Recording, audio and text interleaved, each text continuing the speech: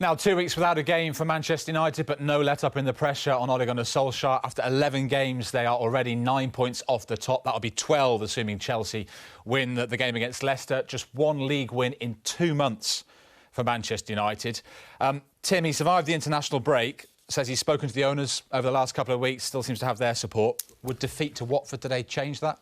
I know, we keep saying that, Jules, but I think they've made their mind up that his job's not in danger. I think if it was in danger, I think Antonio Conte's people would have been told and he would have held on and waited for Manchester United. I think it's not there. I think they're willing to give Ole the full time. I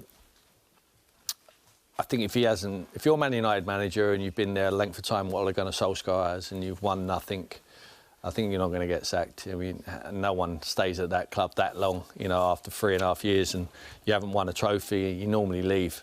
But, you know, I think his time is obviously limited because he needs to get results, but I don't think it's going to happen. I really don't. If you pushed on me this year to say, would they get rid of him this year? I just think no.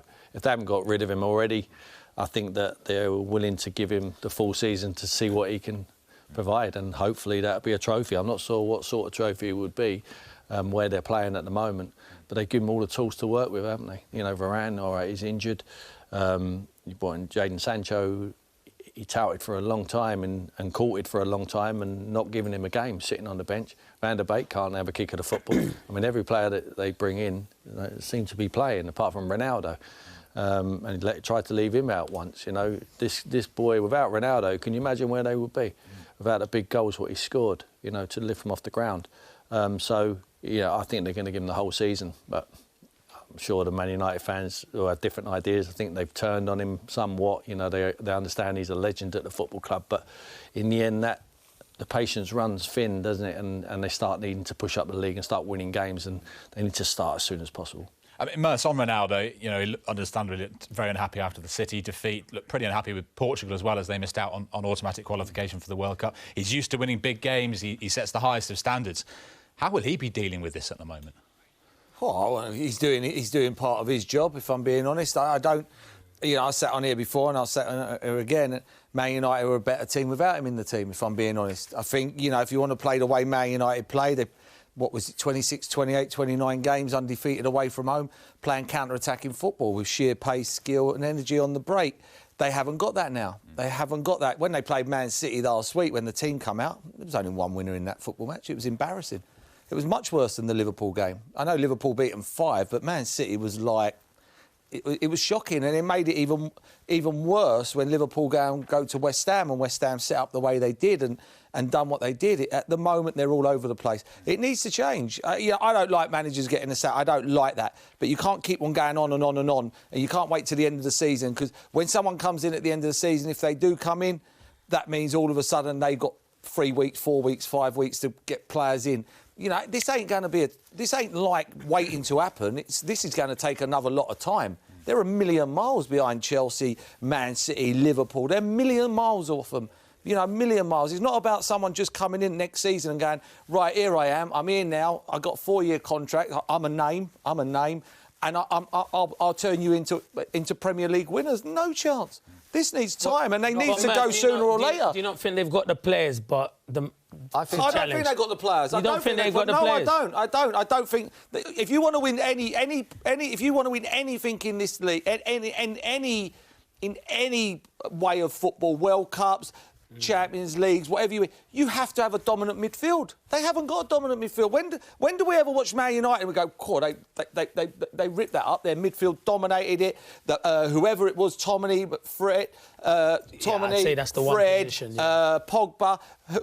When have we ever come and watched Man United play Super Sunday, Saturday Night Football? Any of the lads have come on and go, he took the game by the scruff of the neck today. He dominated the game. He run the show. It was all about him. He dictated this match, this and that. Never. And this is Manchester United, and we never, ever have that. And if you can't have that, I don't see how you win anything to start with. You've got to dominate your midfield. If you don't win the midfield, I don't see where you win anything. And Merce, one player that did run the show for them last season, Bruno Fernandes. Yeah. Yeah. He says people have got to look in the mirror. when you look at him now, he scored a hat-trick, Clinton, in the opening game of the season, pre-Ronaldo. Yeah. He scored just once since Ronaldo came into the team. Yeah. He was the main man last season. He's now playing second fiddle. Is that a problem? Well, what you're telling me now, it seems like a problem because he was the main man. But obviously, Ronaldo's going to come in there and he's the main man. And you look at the partnership, Bruno's always looking for for Ronaldo. And you're thinking last year he maybe have took the responsibility himself. I still think he's having an effect at Man United. He's still making chances for people, maybe not finishing as much as he could. Last season, you probably find that in the back of the net. You know, when you watch Bruno Fernandes now, he looks really frustrated, Jules. And I think Merson's right. Where he knows Man United are not going to challenge for the title this season, he wanted to go to that football club and be challenging for the title. And at this precise moment, they're not winning enough football matches. So you can see he's a person who always plays on the edge, wants the best for his team. And at the moment, it's not happening. And he's not the main man at the moment. Cristiano Ronaldo is the main man. So you can see there is an understanding between the two of them. But he's just going through a bad phase at the moment, a bad patch. But let me tell you something, it's not just him. There's a lot of other players that are not performing at this precise moment. He's lost confidence. It's confidence. When you lose confidence, it doesn't matter how good a player you are. Yeah. We've all lost confidence. Of course. And it's a different game. He's not touching the ball as many times in a game now.